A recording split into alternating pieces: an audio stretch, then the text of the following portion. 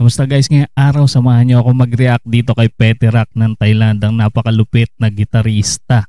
Ito yung magko-cover guys ng pyesa ni Steve Vai, yung For the Love of God. Ayan, napakalupit na pyesa nun. Tignan natin kung gaano kagaling si Peterak ng Thailand. Pero bago ang lahat guys, sulyapan muna natin yung mga adlib ni Nisha ng bandang Mission Souls at ni Master Chen ng bandang France Rhythm.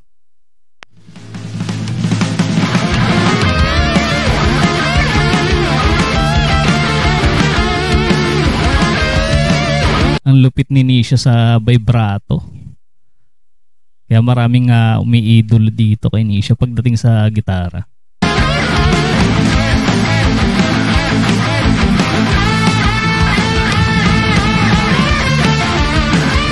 Galing niya rin sa bending, di ba?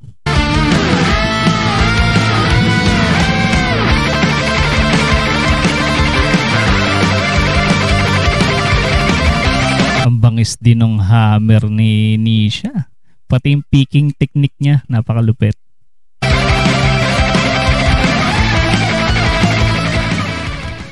Ito naman si Master Chen.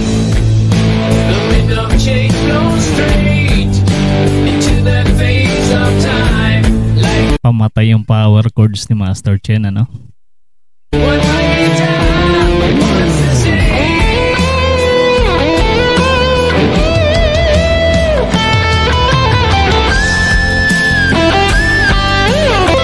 Yun ang gustong gusto ko kay Chen, yung pitch harmonic niya. Napaka-solid ng tunog. Sumisipol talaga.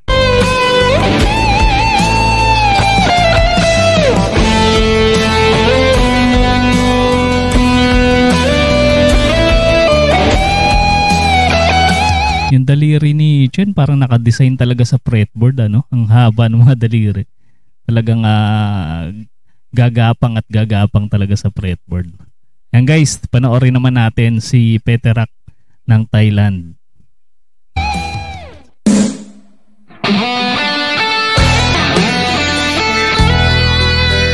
Napakaangas talaga ng pyesa ni Steve Vai, ano? Grabe. Isa sa mga batikan na gitarista. Guitar master. Sumikat tong pyesa ni Steve Vai na to nung 1990. Inirelease tong slide niya. Galing. Suabe. Napaka-solid ng tunog ng gitara ni Peterak. Yung gitara ni Steve Vai, yung Ibanez din, Gem 7B. Yung kanyang signature guitar. Ito yung kay Peterak, Ibanez, pero ibang model. Ayan, sa mga nakakalam guys, anong model ba to itong gamit ni Peterak dito ngayon? Ayan, i-comment nyo lang sa ating comment section.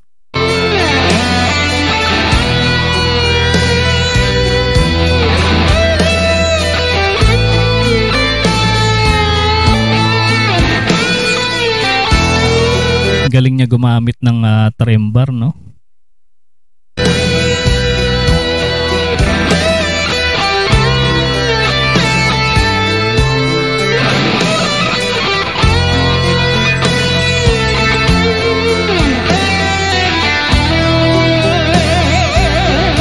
Yun, no? Halimaw. Halimaw yung tunog. Grabe.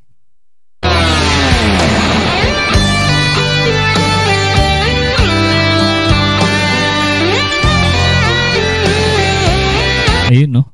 Yung katulad ng technique ni Steve Vai, ginagawa ni Peterak. Lupit talaga ng babaeng to sa gitara.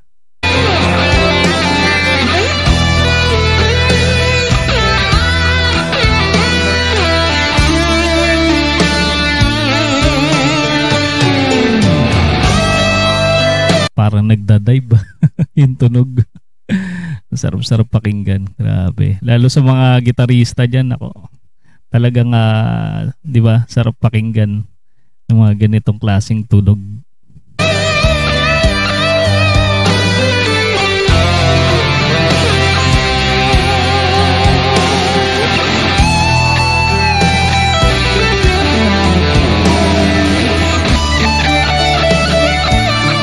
Galing niya magligato.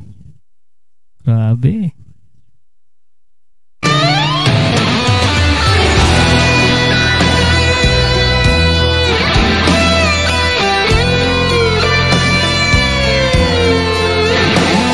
Pag napanood ni Steve Vai ito, talagang matutuwa dito kay Peter Rock. Halimaw sa gitara.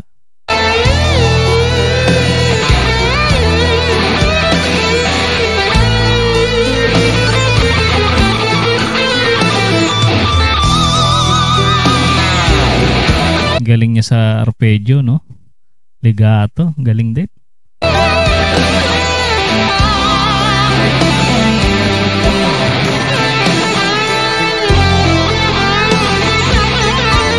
Ayun, no? Grabe.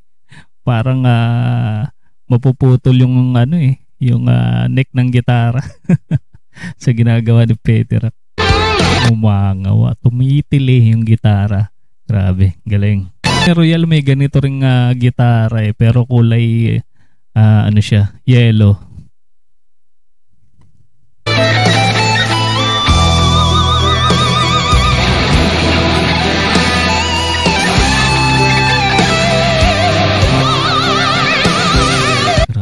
Ibang level to si Peter Rock.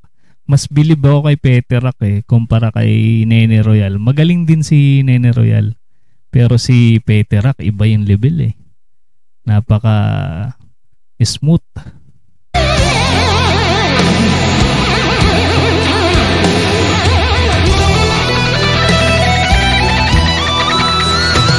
Grabe yung picking technique niya. Napakabilis.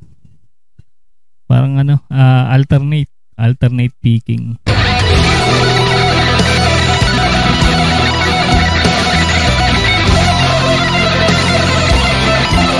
Nag-hammer siya, hammer on.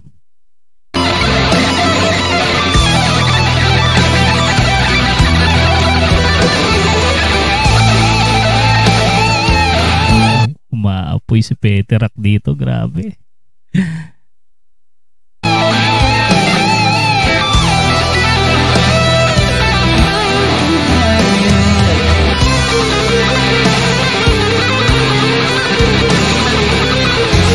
Solid naman ito.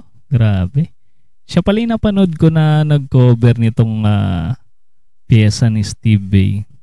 Marami na rin nag-cover nito pero yung talagang pinanood ko talaga, ito pa lang kay kay Peter Rock.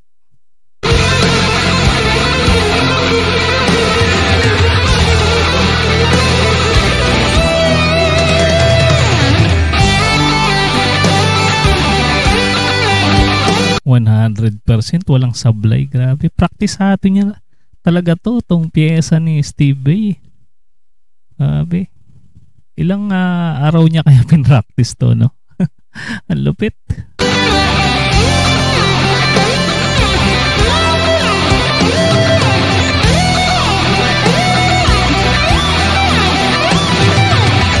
Napaka-genius sa gitara. Grabe. Sa dami ng note nun, natandaan niya lahat yun.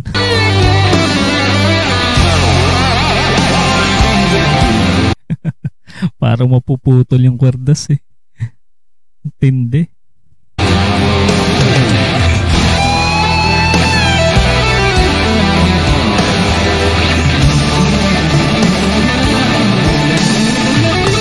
Ayun, sweeping. Galing.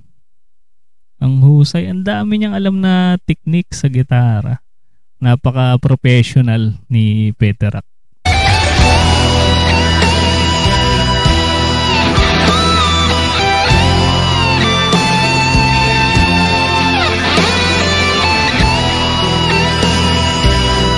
Ng mga ganitong klaseng pyesa. Yung mga solos.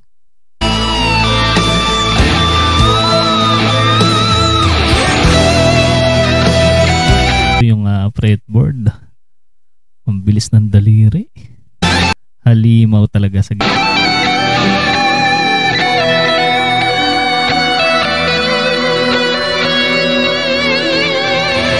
halimaw.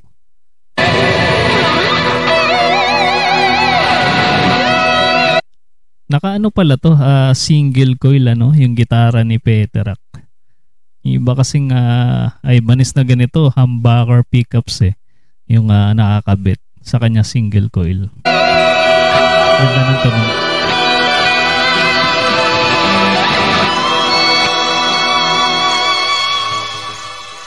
Grabe, napakaangas.